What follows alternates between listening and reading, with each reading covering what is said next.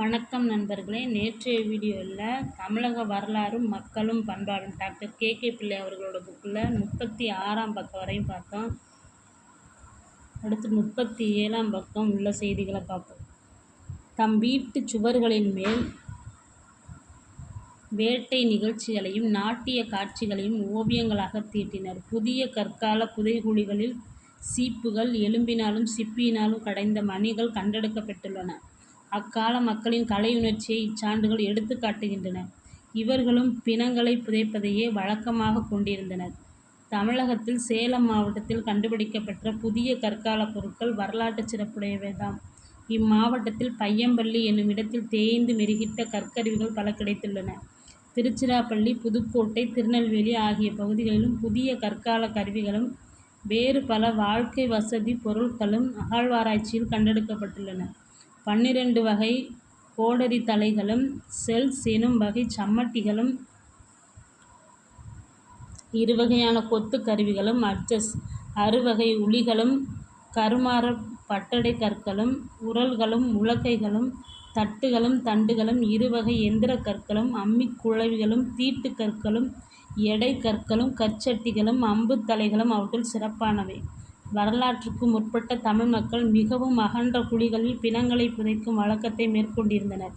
இக்குழிகள் பெருங்கற் புதைவுகள் என்று அழைக்கப்படுகின்றன. இப்புதைவுகள் ஏற்பட்ட காலத்துக்கு பெருங்கற் புதைவு காலம் மெகாலித்திக் பீரியட் என்று பெயர்.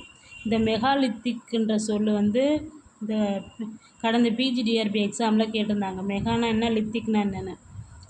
புதிய கற்காலம் முடிவுற்றவுடன் அதே மாதிரி எந்த பகுதியில் என்ன பொருள்கள் கிடச்சிச்சு, அந்த ஊர் எந்த மாவட்டத்தில் இருக்குது, இந்த மாதிரி கொஸ்டின் கேட்பாங்க. நல்லா படிச்சுக்கோங்க. முக்கியமாக காலேஜ் டிஆர்பியில் இந்த மாதிரி கொஸ்டின் தான் அதிகமாக கேட்பாங்கன்னு தோணுது. நல்லா படிச்சுக்காங்க. எந்த ஊர், என்ன மாவட்டம், என்னென்ன கருவிகள் கிடச்சிச்சின்னு. புதிய கற்காலம் முடிவுற்றவுடன் ஏற்பட்டவை இப்பிணக்குழிகள். கற்கால பிணக்குழிகள் காணாத பல புதுமைகளை இக்குழிகளில் காணலாம். பெருங்கற் புதைகுழிகள் மிக மிக பெரியவை. இவற்றுள் புதைக்கப்பட்டிருக்கும் பொருட்களும் பல வகையானவை. பிணம் புதைப்பதற்காக மட்டும் இவை ஏற்பட்டனவல்ல, இறந்தவர்களின் நினைவுச் சின்னங்களாகவும் இவை அமைந்துள்ளன. உழவு நிலங்களை அடுத்துள்ள மலைச்சரிவுகளிலும் மேடுகளிலும் இப்புதைவுகள் மிகுதியாக காணப்படுகின்றன.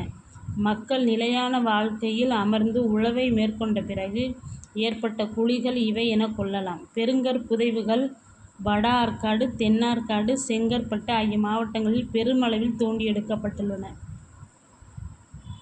பெருங்கற் புதைவுகள் எந்தெந்த மாவட்டத்தில் தோண்டியிருக்கணும்னு பாருங்கள். வட ஆற்காடு, தென்னாற்காடு, செங்கற்பட்டு ஆகிய மாவட்டங்களில் பெருமளவில் தோண்டி எடுக்கப்பட்டுள்ளன. கேரளத்தில் கொச்சி பகுதியில் குடைக்கல் அல்லது தொப்பிக்கல் என்ற குழிகளை அகழ்ந்து வெளிப்படுத்தி இருக்கின்றார்கள். கேரளத்தில் கிடச்சது பேர் தொப்பிக்கல் அல்லது குடைக்கல். இதெல்லாம் நல்லா படிச்சுக்கோங்க. தென்னார்காட்டில் சங்கமேடு எனும் இடத்திலும், செங்கற்பட்டு மாவட்டத்தில் சானூர், அமிர்தமங்கலம், குன்றத்தூர் எனும் இடங்களிலும் பெருங்கற் புதைகுழிகள் கிடைத்துள்ளன. எந்தெந்த இடத்துல இந்த பெருங்கற் புதைகுழிகள் கிடைச்சிருந்ததை நல்லா படிச்சுக்கோங்க.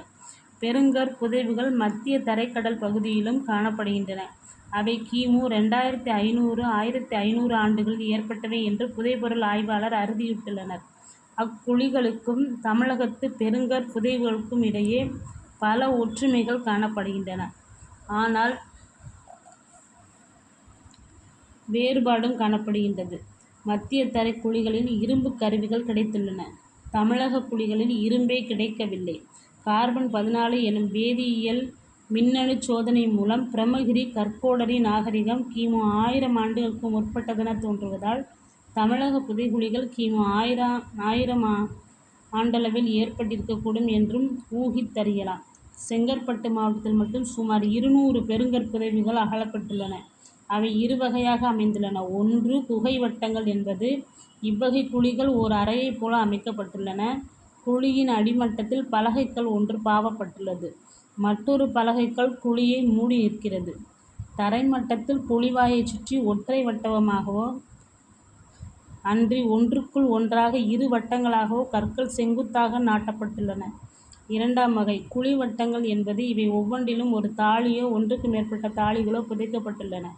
இத்தாழிகள் யாவும் மண்ணாலானவை. இவற்றுள் பிணங்கள் புதைக்கப்பட்டன. சில தாழிகளுக்கு கால்கள் அமைக்கப்பட்டுள்ளன. குழி வட்டங்களைச் சுற்றி ஒற்றை வட்டக் கற்களை நாட்டியுள்ளனர். பெருங்கற் புதைவு காலத்தில் மக்கள் கற்கருவிகளை கைவிட்டு இரும்புக் கருவிகளை கையாளலானார்கள். தமிழகத்தில் புதிய கற்காலத்தை அடுத்து இரும்புக் காலம் தொடங்கிற்று. ஆனால் வட இந்தியாவில் புதிய கற்காலத்தை அடுத்து செம்புக் காலம் தொடங்கிற்று. தமிழகத்தில் புதிய கற்காலத்தில் அடுத்து இரும்பு காலம் தொடங்கிருச்சு. வட இந்தியாவில் புதிய கற்காலத்துக்கு அப்புறம் தொடங்கியது செம்புக் காலம். கற்காலத்துக்கும் இரும்பு காலத்துக்கும் இடையில் செம்பு அல்லது வெண்கல காலம் உண்டு. தமிழகத்தில் நிகழாதது வியப்பாக உள்ளது. இந்நிலைக்கு இருவேறு காரணங்கள் காட்டப்படுகின்றன.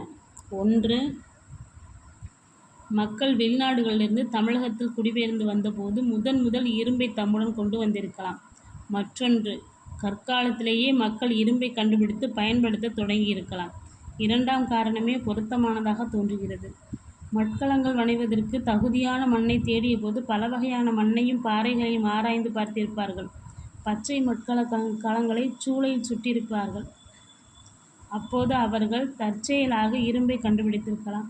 மத்திய தரைக்கடலிலுள்ள கிரீட் எனும் தீவிலும் பாலஸ்தீனத்திலும் காணப்படுவதைப் போலவே ஆதிச்சநல்லூரிலும் கற்கருவிகளுடன் இரும்பு கருவிகளும் கலந்து காணப்படுகின்றன. செங்கற்பட்டில் பெரும்பேயர் எனும் இடத்திலும் கேரளத்தில் தலைச்சேறு எனும் இடத்திலும் இவ்வாறே கற்கருவிகளும் இரும்பு கருவிகளும் கலந்தே கிடைத்துள்ளன.